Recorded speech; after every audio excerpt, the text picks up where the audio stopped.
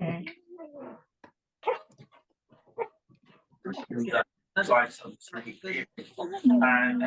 final welcome to those who have just joined us.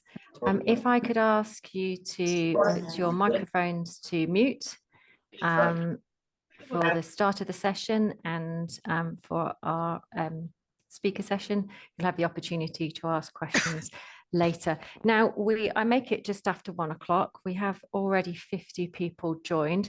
So Helen, I'm going to hand over the waiting room to you, if I may, to look after that, and I'll get today's session started. So if I could ask anybody who's not muted to mute so that we can hear everybody clearly today, that would be great. Thank you. As you'll see on the notification, today's session is being recorded. Why am I doing that? So welcome to the WUN For ALL for January.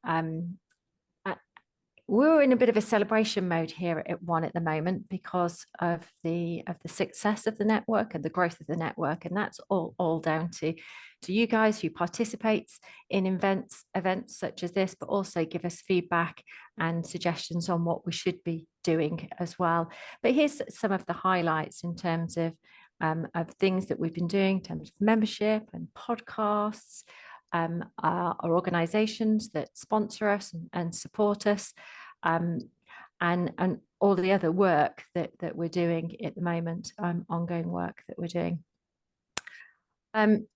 So in terms of partners, here's a highlight of our partners. As you will see from here, we have a whole selection of organisations that are partnering and supporting us. They enable us to do what we do for you at WUN, which is run these events and host other events. So a big shout out to those, because without these organisations, we absolutely wouldn't be able to do that as well.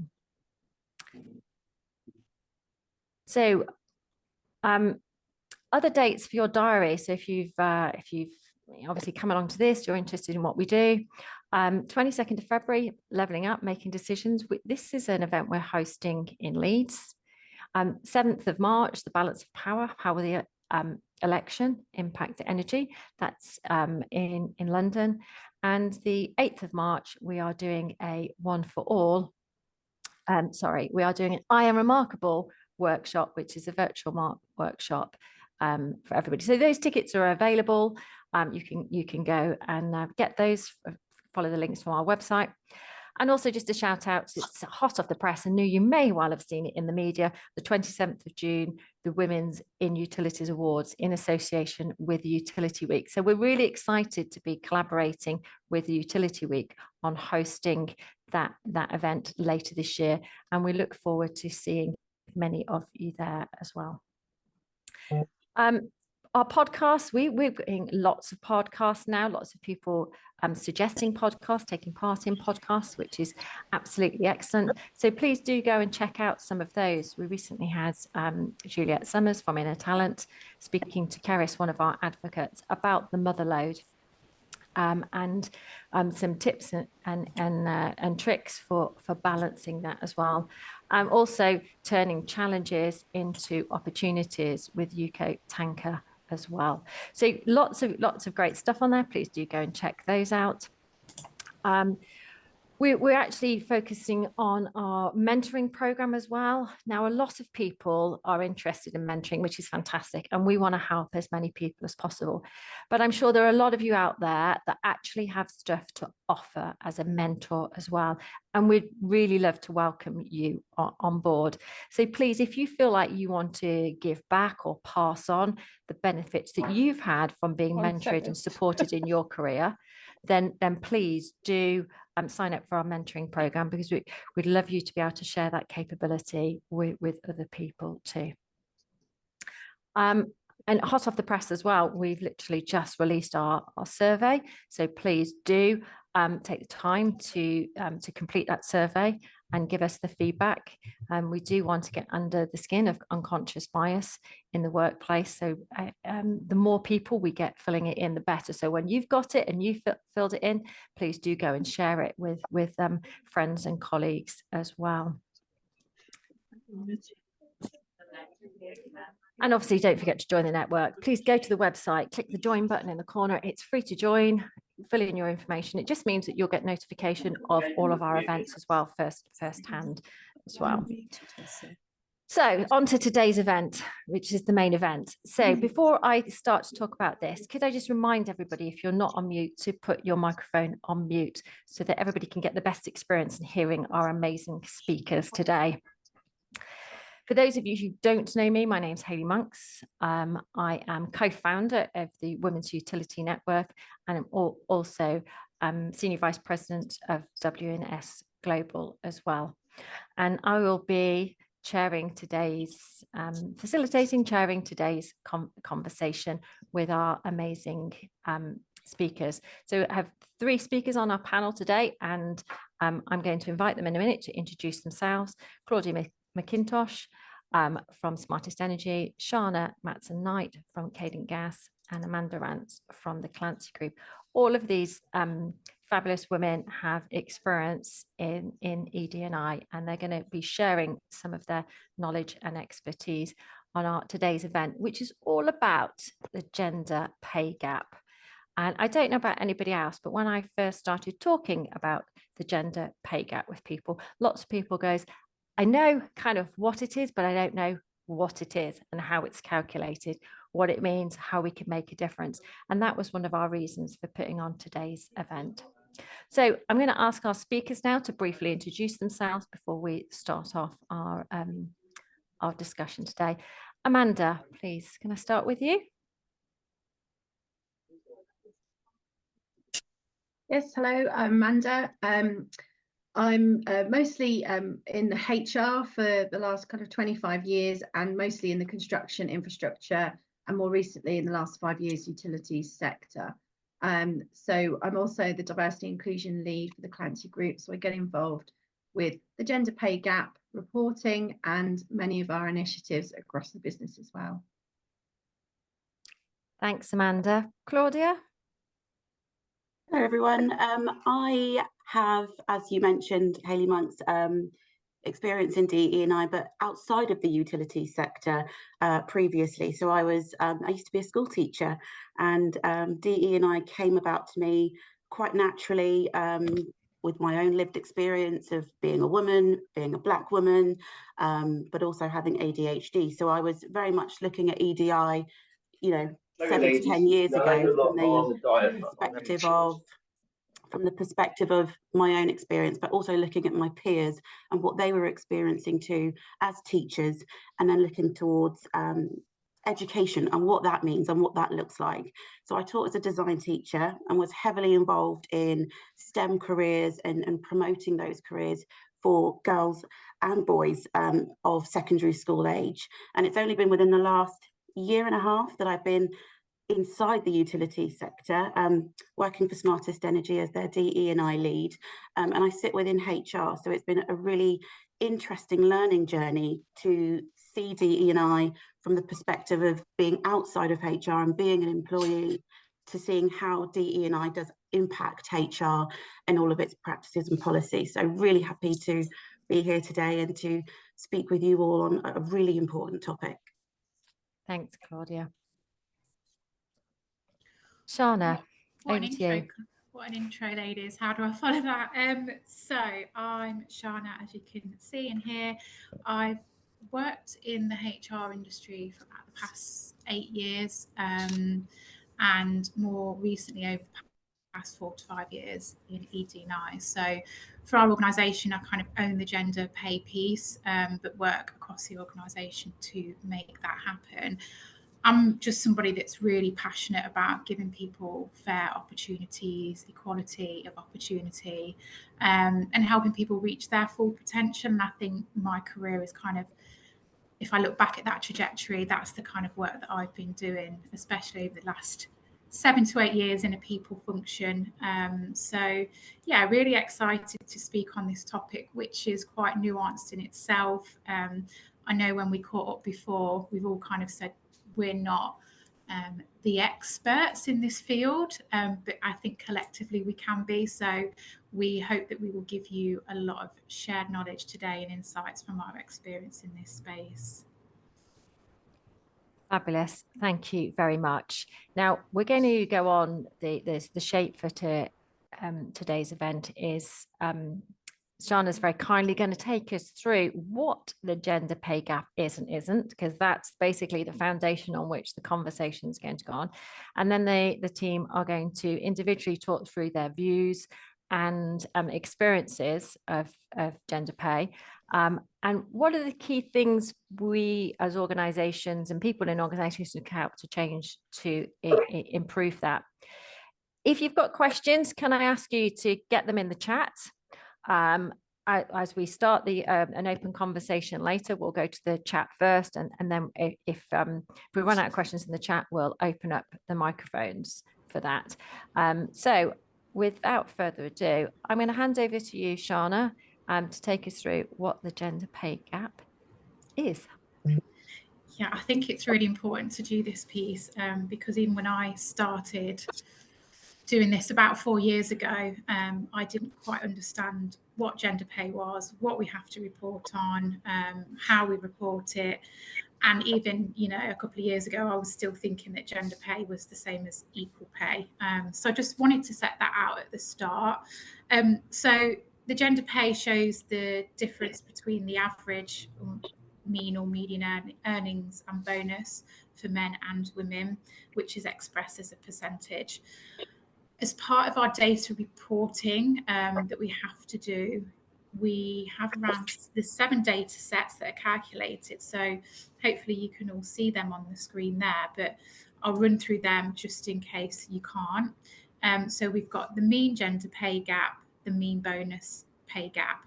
And what that means is those data sets are reflective of the most senior part of your workforce. And then we've got the same for median, so median pay gap and median bonus gap. And those data sets there are reflective of the majority of our workforce. And then we have to reflect on the proportion of males receiving a bonus, females receiving a bonus, and the proportion of males and females in each quartile band. So you basically split your workforce up into 4. There's 4 quartiles, and you look at the proportion of men and women in those different quartiles. As part of the pay gap, most organisations do a kind of written statement. A lot of organisations end up doing a report, like a diversity report or a gender pay report. And there's organisations out there as well that are reporting on ethnicity pay gaps and other relevant pay gaps to their companies. So what's the difference between that and equal pay? So it's unlawful to pay anybody differently or unequally because they're a man or a woman. So equal pay deals with pay differences. So most organisations will have an equal pay policy where they'll do equal pay reviews to make sure that men and women doing the same or similar jobs are paid fairly. But actually then what gender pay shows us is the difference in average pay between men and women as a whole. What I would say, and panel members, I'm happy for you to chip in at any point on what I say here, is gender pay isn't necessarily a reflection on equality, but it's a reflection on your workforce, your talent distribution. For example, if you've got more men than women in senior roles, and also the way that it's calculated, you have to factor in allowances that could be part of that. So for example, if you work in London, those are different allowances that are factored in. And the nuances around gender pay don't always necessarily take into other factors into consideration. So there's data out there that shows us that in some organisations, more women than men have opted to pay their pension contributions under salary sacrifice arrangements. So again, that will show a gap. And we know this is true within Cadent as well, that more women than men take out kind of salary sacrifice rewards or benefits. So again, that's going to widen your pay gap figures.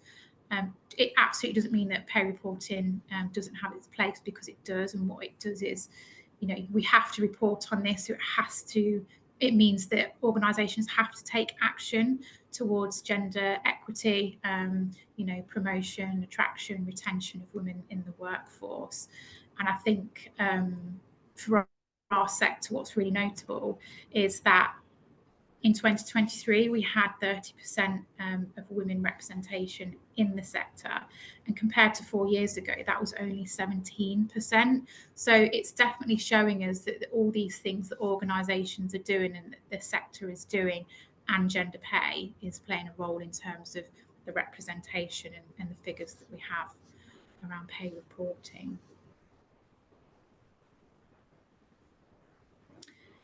So yeah, that is that on gender pay and what it is. Has anyone, Hayley, are we taking questions now, or are we putting them in the chat? So I think we'll continue with your thoughts, Claudia's thoughts and Amanda's thoughts. And people feel free to put questions in the chat, but we'll come to the questions at the end. Okay, all right, thank you. So yeah, that's an overview of gender pay and the differences and what it is and what it isn't. Yeah, I would say with Sharna, when we do our gender pay gap, you don't feel that you're actually showing a good true reflection of how well you pay people that are in equal pay and equal similar jobs. And you then have to do the commentary that goes behind it. So although when you submit your results to the government portal, there really, other than a written statement, there isn't really the ability to put that commentary against why your gender pay gap is whatever the figure is. So a lot of reports do, a lot of companies now do a report that they can put on their website that kind of explains a little bit more about why their figures are their figures and what they're doing to try and change that position, so that if people do go looking to see what it is, there is that narrative that will support the company on where they currently are and how they move forward from it. Yeah. As I've suggested, sorry. That's all right, Sharna. No, I was just going to say, what I would say on that is it's really important to, if you have the capacity to play around with your data, especially in reporting purposes. So, for example, we will take out the additional allowances that make up a base salary and see what that figure shows us. And like for Cadent, for example, it means that our gap's more favourable towards women if you look at reward as well. So it is worth playing around, because I think that can sometimes give you a truer reflection of what's going on in your organisation. Yeah, I definitely agree with you on that, Sharna, in that there are more creative ways to go about the gender pay gap. I know that we've got the 7 data sets that we, you know, by mandatory we have to report on, but there are some interesting ways to look at data to tell that full story of your organisation. And then when you have your employees or external partners who want to come and have a look at your gender pay gap, it makes sense and it's got a narrative there, and it should be strong, and it should be that whoever has been involved in the creation of that report, that narrative, has the opportunity to share, you know, what's going on in the organisation, what are the challenges that are being faced in that organisation. And I think through the sharing of these narratives that go alongside our reports, we can all learn so much more about what other organisations are doing to close their gender pay gap. Yeah, so I think one of the questions that we were asking ourselves as panelists was kind of, is there enough progress? 27 years since we started having to report on this data. Has there been enough progress in this area, in this space? I personally would say on that, yes, the gap is closing, but it's like watching a dripping tap. It's almost kind of, you know it's happening, you know that it's going in the right direction, but definitely for the amount of jobs that are going to be available in the utility sector, we know that we need to have more women in the space. And so in my opinion, no, it's not going quick enough.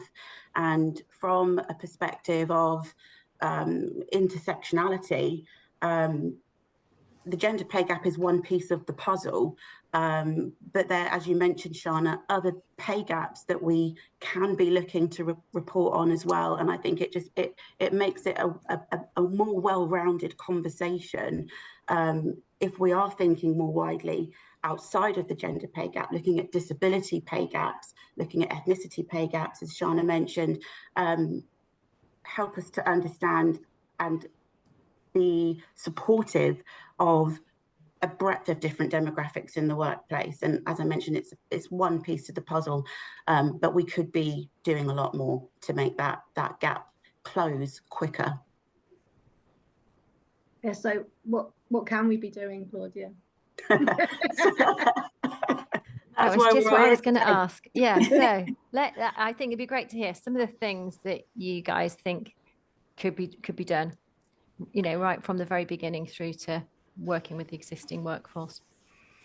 So going back to that, you know, building the story and gathering the right data, something that I've been working on introducing into Smartest Energy this year is really looking at data, basically, to create that full story. So doing things like, you know, looking at your succession planning. If you've got, for example, at 30% women in your organisation, 70% men, do your succession pipeline plans mirror that, or can you be better? So asking yourselves the right questions, looking at performance management and looking at data specifically to see if women and other minority groups are tracking through at the same pace as men, and looking at this kind of data helps you to understand the story of your organisation a bit better. So I think those are two things that I've been working on this year, and I think listening to women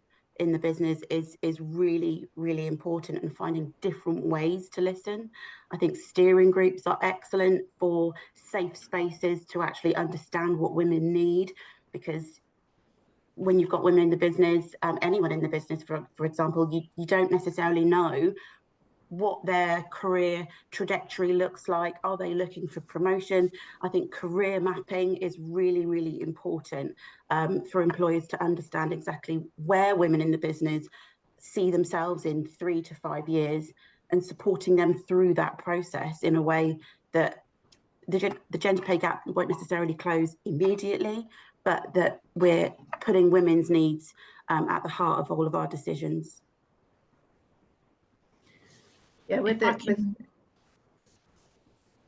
okay. You go, Amanda. I was just going to say, we're in a similar vein. It's looking at that early talent pipeline, and it kind of goes back to your roots, Claudia, of going into those schools and having conversations at, you know, at primary school age and secondary school age that makes the industry attractive to new talent coming in. We know that there's a skill shortage in the industry, and it's only going to, you know, we've been talking about it for a long time. There's always been that skills gap, and the industry just isn't attractive to that, to our younger generation. So we need to think about our employer branding, what we do to kind of show that, you know, that we do have diverse workforces and lots of talent in the right places, and that it is an exciting industry to work in.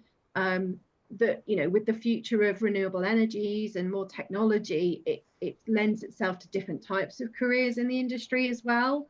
So it's talking about those opportunities and what that's going to look like in the future for those people coming in, but also showing people that are looking at career changes in later life, or looking at doing things differently, how we tap into different networks and groups. So and just really kind of explaining to people, using case studies, using our ability to market ourselves as a nice, really inviting industry to come into, will help to bring that talent in. And then, as you say, you then need to make sure that they are then within your talent programs being recognised, being given the opportunity. We've got a real big focus on internal mobility and making sure that people are aware of the opportunities, because that's the feedback we're getting from our females in the business. They're not always aware of what opportunities are there for them to move through the ranks, to go up and make sideways moves before they go up into those more senior positions. And by doing that and creating those positions for people and creating those opportunities, that gender pay gap will slightly kind of start to improve, because you are then getting that female talent at the right level that will mean they're earning the wages that at the moment it looks like all the men are earning in the business. So yeah, it's kind of doing that sort of thing. And I would also say like flexible working practices really do help as well, because you know we know that since hybrid working has come in and it's more flexibility, but being given those flexible working opportunities means that more females are more likely then to go into roles, in more senior roles, because if they're still being given the opportunity to do that flexibly and perform, then that will really help us as well. Yeah, thanks. Sharna, your thoughts? Yeah, a lot of building on what's been said. I think the attraction versus retention piece is a really important subject. So we know that our sector, especially in some areas, can be difficult to attract women into. But the fact in the last 4 years, as I said earlier, we have increased by 13%. You know, that's huge in our sector. So I think that's definitely something to be celebrated. But then it's really looking at what can we do to retain people within our organisations and our sector. And obviously WUN is a fantastic example of doing that. That's our ethos, is about retaining women in our sector to have kind of those thriving careers. A point that Claudia mentioned earlier around succession planning. I think something that we do in Cadent is actually have ED&I disruptors, so to say, and we come in as an outsider, someone quite objective, to really help challenge that unconscious bias in those conversations that might be had, so that we can really say, is that a true reflection? Is that just what you're assuming? And we're having some really mature conversations around that, and it's really working. And something else in terms of attracting in our organisation is we have diverse interview panels for most roles where we absolutely can get that. So for us, that's really changing the landscape of the decisions that are being made. It is having a real impact on who's being recruited into our organisation or promoted. So that's definitely something that we've seen having success. We've mentioned kind of development programs that link to our ambitions. That's a key one. But I think what I did want to add is there's a lot that we expect of our leaders and our managers to make this change.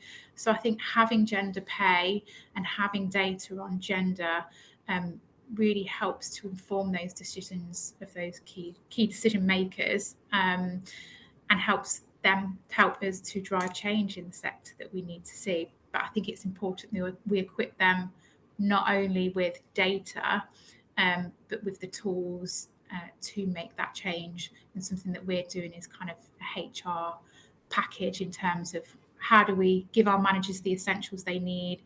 What does unconscious bias mean? You know, looking at emotional intelligence. So yeah, really trying to drive inclusive practices throughout our employee life cycle, which is one of the things that we've seen have had quite a big impact over the last 12 to 18 months. I'd like to build on that, because I think firstly, I'm not a fan of quotas, but I get targets. And then we see a lot of companies, organizations, government, politics, you know, talk about percentages and things like that. The gender pay reporting is obviously a report of metrics, and we've explained what those metrics are and how they're computed. And like you say, Amanda, there's a story behind those metrics that we need to explain. To change any form of metric, it requires action down the line, some of the things that you've been talking about. And that's where the real thing happens. The activity and the actions further back change the outcome of those metrics. Often when we're trying to do things like that, the people who care about it are the people who get behind the cause. So, you know, probably 90% of the people on here are women, and 90% of the people maybe championing gender pay are going to be women. How do we get everybody to care about gender pay? And why, if you could sit in front of a CEO or C-suite team and say why they should all care, about it? What difference would it make to their business? What kind of things would you be saying?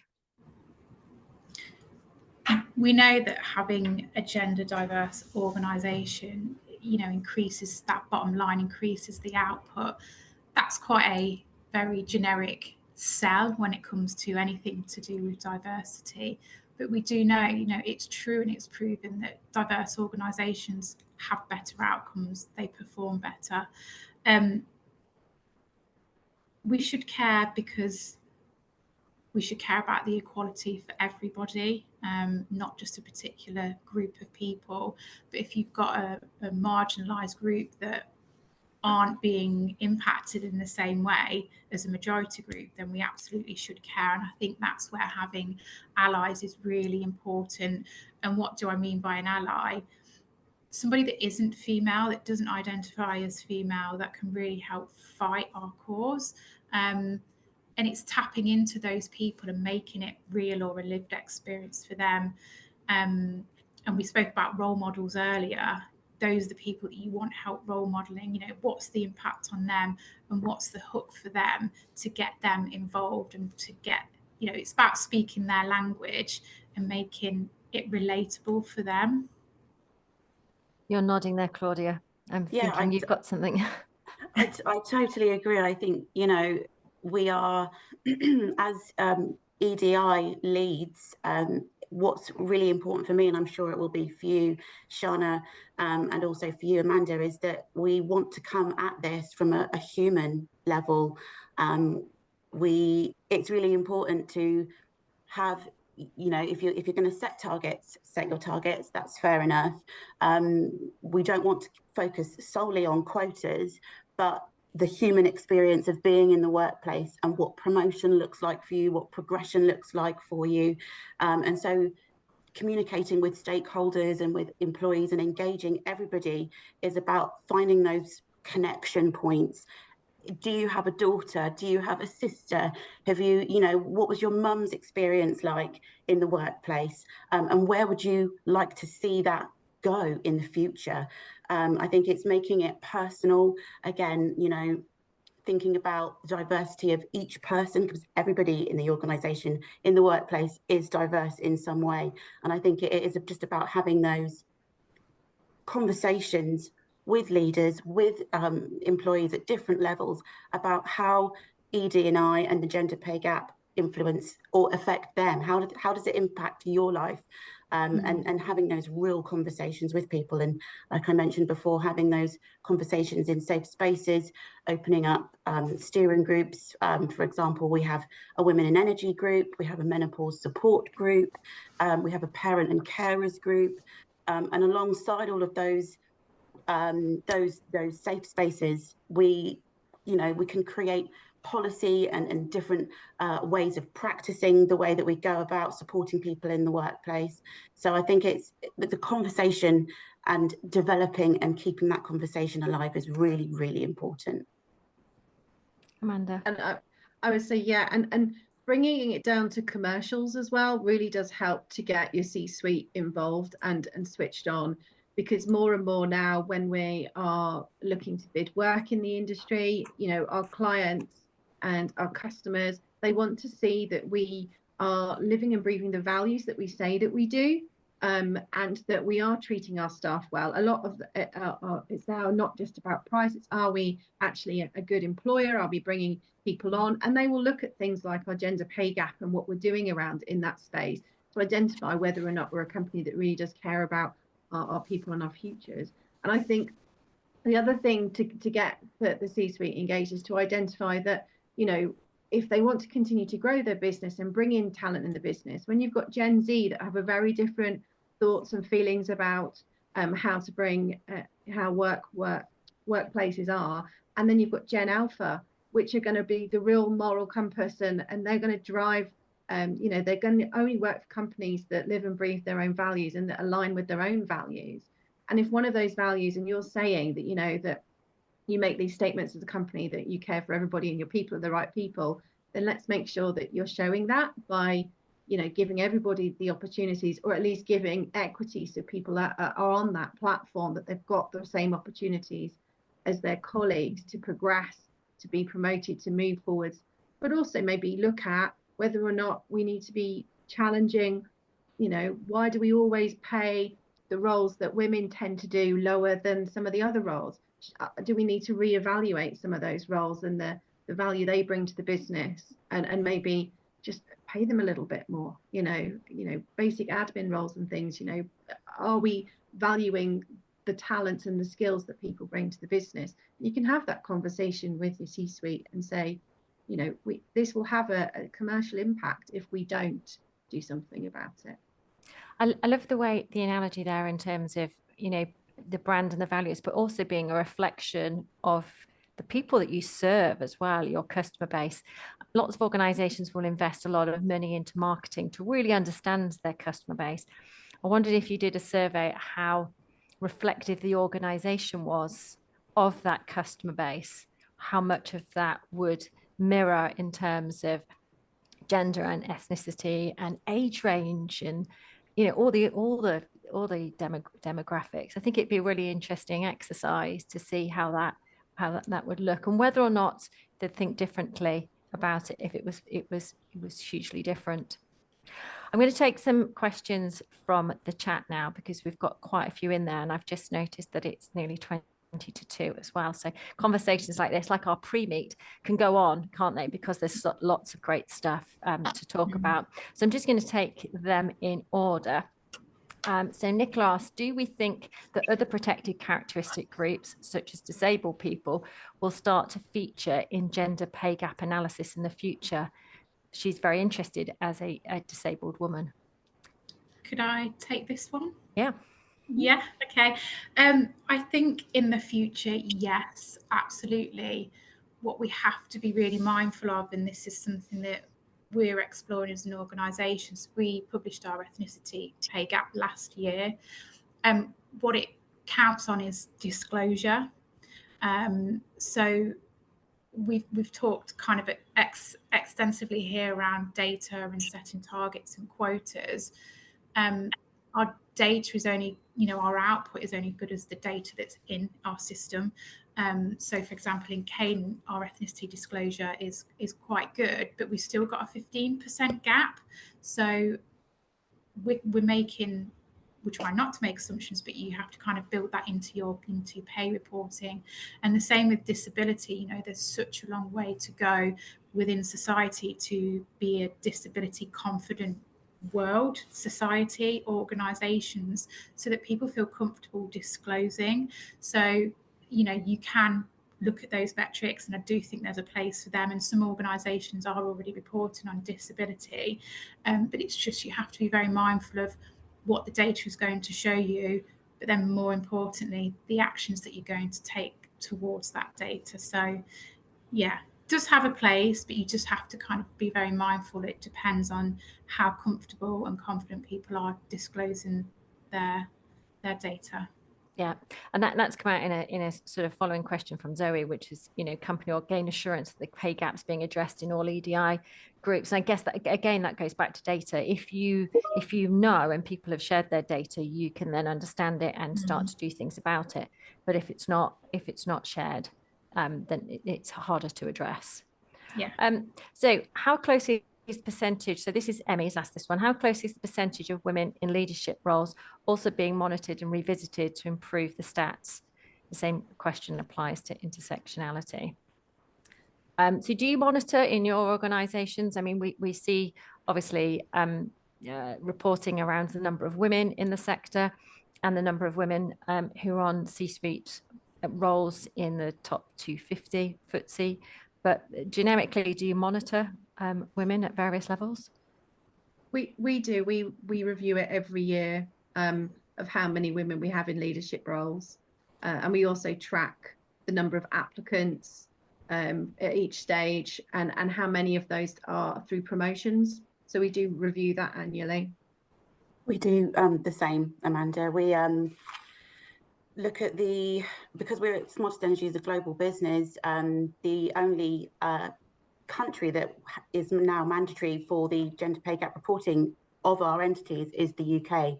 But we have also asked our Australia group and our US group to also report on their gender pay gaps, and to specifically look at the women in leadership and to see exactly what the percentage is. So yeah, we would report on this twice a year. Excellent, thank you. So this is an interesting one for Anastasia. When already employed, how do you approach a notable pay gap? So £10,000 is the sum quoted for a male employer has the same role and responsibilities without you hitting the "it's what you negotiate" response. Is that, Sharna, going back to the equal pay versus gender pay gap? Yeah, that for me is I mean, that's scary if somebody is experiencing that, because it's unlawful. But yeah, it goes back to that's an equal pay claim rather than gender pay. So kind of you can throw the book or the law at that individual case rather than negotiating what your salary should be. Well, there you go, some Anastasia, some advice there to quote equal pay. So a question from Anna, where's the best place to find information on gender pay gap for some key industry roles? So can you find it for a specific role like project manager and use that for benchmarking or not? I'm not sure of the answer. I don't know if Claudia, you wanted to say something. I know that we're looking at that as an organisation, but actually even as an industry, it's difficult to benchmark as an industry without looking at individual companies. I don't think that information is available by job role. I know that if you go into the government portal, you can have a look at different organisations to see what their gender pay gap is. You just type it in and then it will bring all their information up for you. And you can also view their previously submitted gender pay gaps. But it would be really an interesting piece of work to see what this works out and what it looks like by role. So that's a really, really interesting question. Yeah. And obviously the beauty and the power of a network is being able to connect with people. So if there are specific questions you want answered on this and you'd like to speak to specific people, then if you contact us, we can try and connect you with people where you might be able to disclose non-confidential information, or certainly put some ideas together about where you might get that information. Louise has raised a question here about smaller organisations. So we know that gender pay gap is a requirement for larger organisations, but not smaller firms. She says what's done with those. Now, my view is it doesn't mean they can't report it, but I believe from our previous conversation, ladies, that it's quite time consuming to do. It is, yeah, it is time consuming. And if you do have a small organisation, it doesn't always give you the benefit of the value of doing it. But there are some small or medium-sized organisations that do it, even though they don't legally have to report it, just so that they have those figures themselves. Yeah. So it's about, I suppose, encouraging people to do it and publish it as part of their inclusive recruitment strategy. I would definitely say that it's a case of organisations doing the right thing. Just because you don't have to report on something doesn't mean that there isn't an issue there, doesn't mean that there are women in the business or other minoritized groups that are wondering whether there could be a gap. And I think transparency is the key. Even if your organisation's gender pay gap is wide, let's talk about it. I think the most important thing when communicating the gender pay gap is to have your information ready to share and to just be honest about it. I think, have a focus on doing the right thing for your people. Fabulous. So Gillian's put a point in here about, depends on your view on the sector. I'd say it's a really exciting place to work because it's always changing. There's always something new. There's so much now with renewable, nuclear, we're really having a potential impact on the future of our planet. How do we use gender pay and that inequality to attract young women into that? Now, Amanda, I know you raised a few things earlier. What more could we do? I mean, one have done a careers event last September, which was very popular and hugely successful. Is it more of that? I know you talked about schools. What do you see we could do to attract people in? Yeah, I think it is. And it's about having conversations. And also, it's almost like we've got a lot of our own cheerleaders that already work in the industry and have been in the industry for a long time. So they must have their own passions about the industry.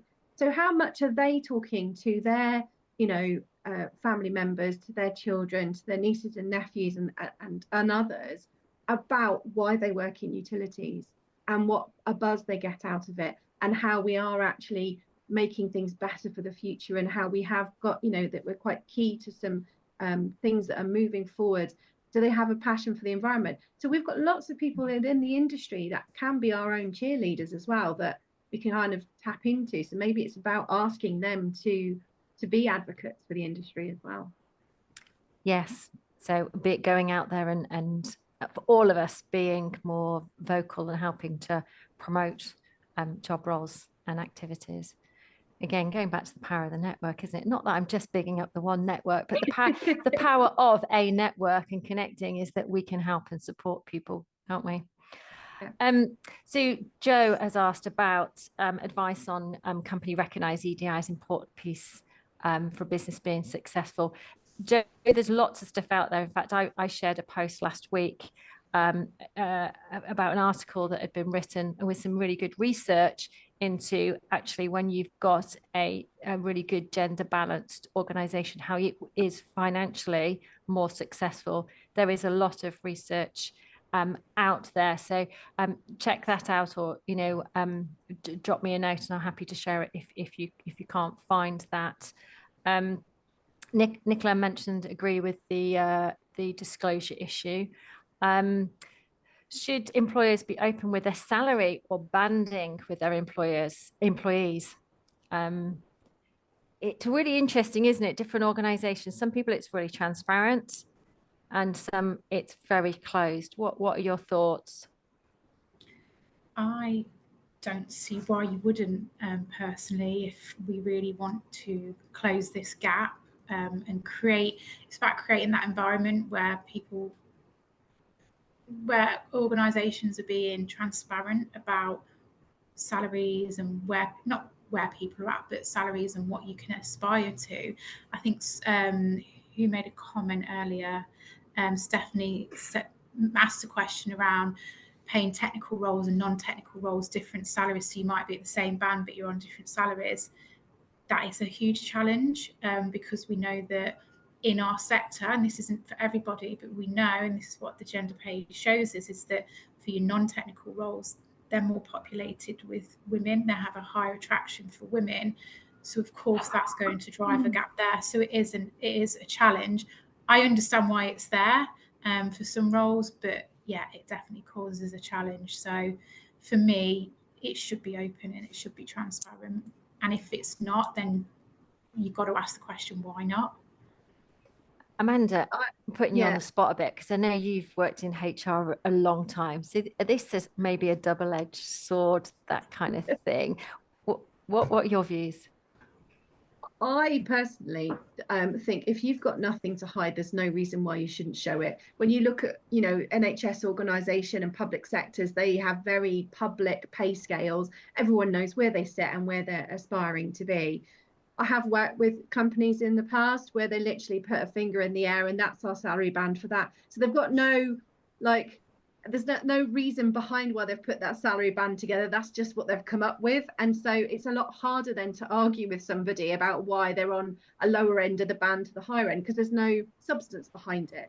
But if you've got a job evaluation process and you've got job descriptions and you've got, a benefits framework in place, and it's quite clear, and you can have a very detailed conversation with someone that says, yes, we have a banding and it's a 10 grand banding, and when you start in the role you haven't got the experience or knowledge, so you'll start here, but you can aspire to move up into the top end of grade, but if we hire someone with more experience they're going to be further along this route. But within the bandings, I don't see why we're not having these honest conversations.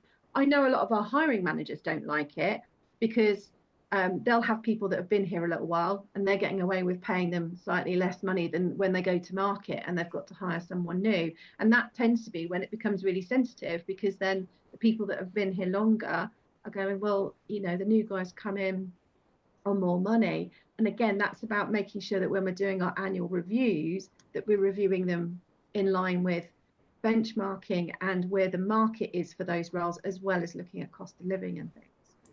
Yeah. No, good answer. I've got going to do 2 more questions and then I'll wrap it up. So John's asked about gender pay outcomes. What would we do, or how would we adjust the measure and internally publish to the colleagues to get better outcomes quicker? So is there anything you think if we change this and we publish that, we could do something quicker? If it was a gift, if you could change anything, what might you do? I would like to see, so although you can publish it in your written statement, it's not part of when you input this into the government portal, but it's stripping it back, and it probably would make it even more, would it make it more complicated still? I don't know, but stripping it back, taking out some of the nuances in there.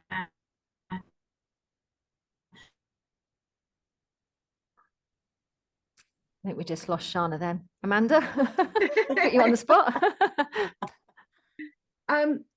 I think maybe having it more, as we were saying before, with if you could have it by grades or by roles, then probably the gaps would at different roles might not look quite as big, because then you're looking at apples versus apples rather than the whole organization. So maybe having it at that level would mean that you'd have better gender pay outcomes where you were looking at more similar roles. Yeah, certainly when you're focusing that internally, isn't it? Because I think you externally, people's different grades, you can do comparisons, but internally that would probably help, wouldn't it? Yeah. And that final question then, Claudia, if I can put that to you, how do we tackle discrimination embedded in social norms and practices that is hindering the progress of equality in the workplace? Massive question, 2 minutes to answer it. It is massive, but I think it goes back to something that Sharna mentioned earlier with the unconscious bias and constantly reminding yourself of bias that you bring into the workplace. So I think one thing that organizations can do is to have that education and awareness for hiring managers, for anyone who's involved in the recruitment process. I think it's really, really important that those ideas that you might have, or habits that your organization may have gotten used to doing and to having, that they are addressed via training, and that unconscious bias does sit quite high in that, because it's really important that if, for example, all of your hiring managers are men, and those roles that they're hiring for are the higher paying roles, we need to have diverse panels for our interview process. And there are things, aspects like that can be really easily quick wins for an organization to change some of those societal norms that we tend to get brushed under the carpet sometimes in organizations and not really thought through. And I think this follows into your practice and policy. So where you can, make sure that your panels are diverse, and make sure that there is training and education awareness available for anyone who's involved in that hiring practice. Thanks, Claudia. I think that's really helpful. And I think my build on that would be it's how that training and engagement as well is delivered. Sometimes it's doing a compliance, I've got to do this bias training, where actually what it is about really embracing what it means, and being able to sort of bring it to life and practice what you preach. So I think that's been fabulous. It's been really interesting. And in terms of wrapping it up, setting out to explain the gender pay gap and what it is, why we should care about it, and some of the things that you can do about it. I think you'd probably join me in saying that this isn't a quick fix. There aren't any easy solutions, but when actually it involves humans and human practice, nothing is that straightforward, because we are also very, very unique. But it was great to have conversation with you. Great to hear your thoughts and inputs, and thank you everybody on the call for your questions. We've literally gone right up to the wrap up with all your questions. I'm glad we were able to answer them all. We have obviously recorded this session. It will be posted online within the next week. And please do feel free to reach out to the network or to any of our speakers, if I may say that, if you want to engage further in this conversation. So thank you to that.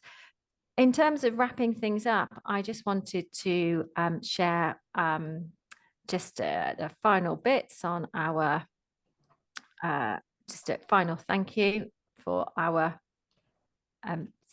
sponsors. I'm just trying to get this up, trying to do two things at once. They're there on our page. So thank you to all our sponsors. As I said, without them, it doesn't make things possible, but also to follow us on social media. So on LinkedIn and on our Instagram, Facebook, all of those kind of things where we're present. Please do follow us on there and interact. A lot of what we do sometimes when we're talking about these things is creating a movement. And I always consider what we do at WUN here is creating a movement. We can raise our voice through filling in our survey, through interacting with us online, through suggesting via info@WUN email topics and subjects that you want to do, and also the power of the network. If there's people you want to be connected with, then please do get in touch with us. So thank you so much, everybody, for coming along today. I hope you found the session valuable. We would really welcome your feedback and enjoy the rest of your day. Thanks very much. Okay. Bye.